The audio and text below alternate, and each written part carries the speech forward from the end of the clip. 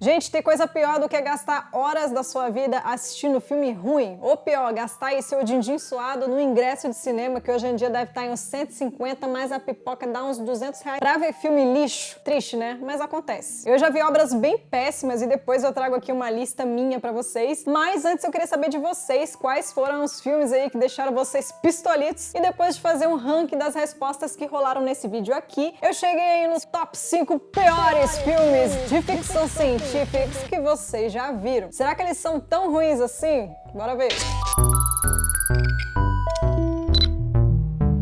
Fala, futurísticos, tudo bom com vocês? Meu nome é Bela Eichler, esse é o Futurices e o vídeo de hoje tá aí um tanto quanto diferente, porque dessa vez vocês escolheram as obras que vão aparecer aqui. Eu confesso que eu tava aí um tanto quanto apreensiva, achando que ia ser torturada e massacrada por esses filmes, e até que, exceto pelo primeiro lugar, que realmente ia ser um lixo, eu me diverti bastante vendo esses filmes. Inclusive, eu acho que vai rolar polêmica aqui, porque o último lugar, né, ou seja, o menos pior dos piores que vocês votaram, é um filme que eu acho muito louco, que eu gosto bastante, mas gosto é gosto, não é mesmo? Eu não julgo não.